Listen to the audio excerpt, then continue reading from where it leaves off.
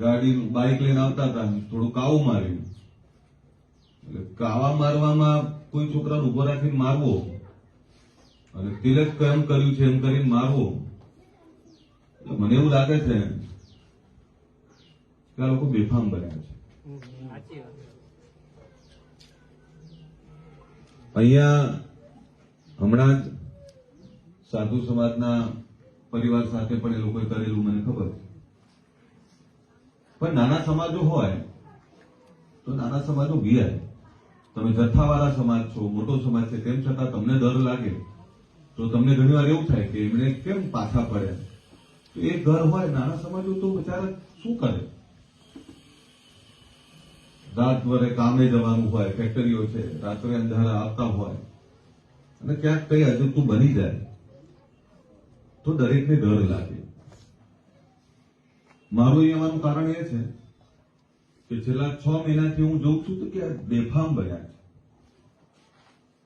અને બેફામ બની લગ્નના વરઘોડા નહીં કાઢવા દેવાના, વાસમાં આવીને ગાળો દેવાની. આ દીકરી કહ્યું કે અમારી હાજરીમાં બેફામ ગાળો બોલે અને પછી એવું કે અમે તમને ક્યાં બોલીએ છીએ? તો કોઈ લેડીઝની સ્ત્રીની હાજરીમાં ગાળો બોલતા શરમ નહીં આવતી? બીજું, અંદર અંદર વાતો ના કરતા. તમને કહેવા આવ્યો છું કે ગુજરાતમાં કોઈ એવો ચમરબંધી નથી, કોઈ એવો દાદા નથી કે ગરીબ સામાન્ય લોકોને ડરાઈ શકે. અને હું જયારે કહેતો હોઉં કે ગુજરાત ક્ષત્રિય ઠાકોર છે ના, ક્ષત્રિય એટલે રક્ષયથી ક્ષત્રિય, બીજાનું રક્ષણ કરે. જયારે બીજાના રક્ષણની વાત કરતો હોય ને એના પરિવારમાં કોઈ હાથ નાખવાની હિંમત કરે તો એ હાથ તોડતા મને આવડે છે. હું એ જ અલ્પેશ ઠાકોર છું, એ કહેવા આવ્યો છું, એ આજે કહેવા આવ્યો છું કે વાળી લેજો તમારા યુવાનોને, એ વાળી લેજો તમારા વડીલોને. મારી એક પણ મા બેન દીકરીનો પાલો અભડાવવાનો પ્રયત્ન કર્યો, એની હાજરીમાં ઊંચા અવાજે બોલવાની હિંમત કરી તો હાથ તોડતા વાર નહીં થાય.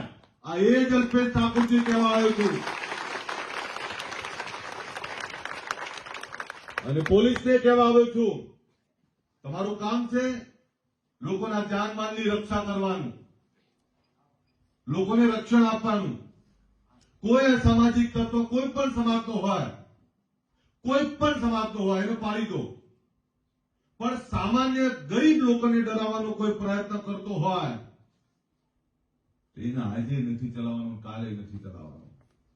મને તમારી ડર શું છે કે છેલ્લા 6 મહિનાથી એ લોકો જે રીતે બેફામ બન્યા છે.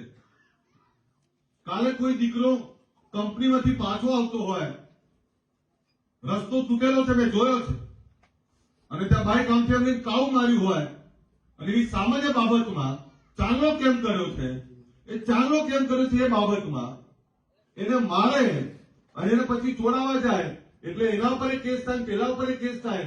આ કયા કાયદાની વાત કરીએ છીએ આપણે? અને છેલ્લા 6 મહિનાથી અહીંયા સાધુ પરિવારને મારે, અહીંયા સામાન્ય પરિવારને મારે. ઠાકોર સમાજ આટલો મોટો સમાજ, જો એને ડરાવે તો નાના સમાજો તો શું કરે બિચારા? એટલે પોલીસને કહું છું, તમારી જવાબદારી છે. જે કઈ અસામાજિક તત્વો છે તળિયા તોડી નાખો. શેના માટે બેઠા છો? અને તમને કહેવા આવ્યો છું, રાતના 2 વાગે પણ જો તમને કોઈ હેરાન કરવાનો પ્રયત્ન કરે, મને આવતા અડધો કલાક થશે અમદાવાદથી, હું અડધી રાતે પણ આવીશ. આ કહેવા આવ્યો છું તમને. અને આયોજન કરો 10-15 દિવસમાં ગામના ચોકમાં ગરબાનું આયોજન કરો. હું કોઈ દિવસ ગરબા ગાવા નહીં નીકળ્યો, પણ આ ગામના ચોકમાં માના ગરબા કરો, હું ગરબા ગાવા ઈચ્છતા. શું સમજે છે બધા એમના મનમાં? એવું માને છે કે આ નોંધાવટ, આમના માટે કોઈ બોલવાનું નથી. થોડા ધીરાસુ પડે એટલે મગતરાવ આંખો બતાવે મારા લોકોને. એમને કહેજો અમારે કોઈ એવા લાંબા ઝઘડાઓ નથી કરવા, કોઈની જોડે બગાડવું નથી. પણ ગરીબ સામાન્ય લોકોને ડરાવશો તો તમે પણ સીધા નહીં રહી શકો, સીધા નહીં ચાલી શકો. આ સમજી લેજો. બહુ લાંબુ નથી કહેવું. ક્યાંય કહેતો તું કહેતી હતી સામાન્ય બાબતો બહેનો બધાને કહું છું, કોઈ બીજી માથા કુટુંબ ના પડો, શાંતિથી મુક્તપણે જીવો. તમને હવે પછી કોઈ હેરાન કરે તો હું છું ને એ છે, ચિંતા ના કરો બસ. પણ આપણે કારણ વગરના ઝઘડા કોઈના ના થવા જોઈએ. તમારી પણ ફરિયાદો ના આવી જોઈએ. તમે પણ ક્યાંય અવિવેક, ક્યાંય કોઈ ખોટો વ્યવહાર ના કરવા જોઈએ. તમે પણ કોઈની જોડે ખોટી વાત ના કરવા જોઈએ. જયારે હું કહેતો હોઉં કે તમને કોઈ ખોટું હેરાન ના કરે તો તમે પણ કોઈને ખોટું હેરાન ના કરવા જોઈએ. આ કહેવા આવ્યું છું. બીજું એ કહેવા આવ્યું છું, નાના મોટા નશાખોરીમાં છોકરાઓ હોય ને તે બહાર કાઢી લેજો. અને જંગ્યા મોટા મોટા કરો છો ને, જંગ્યા નાના કરી નાખો. ભાઈ ઉપર 2 મિનિટ. આ મોટા મોટા જે વાળ છે ને તમારા, જે વાળ કપાઈ નાખો, હારા નહીં લાગતા. અને વ્યસનો કોઈ ના કરવા જોઈએ.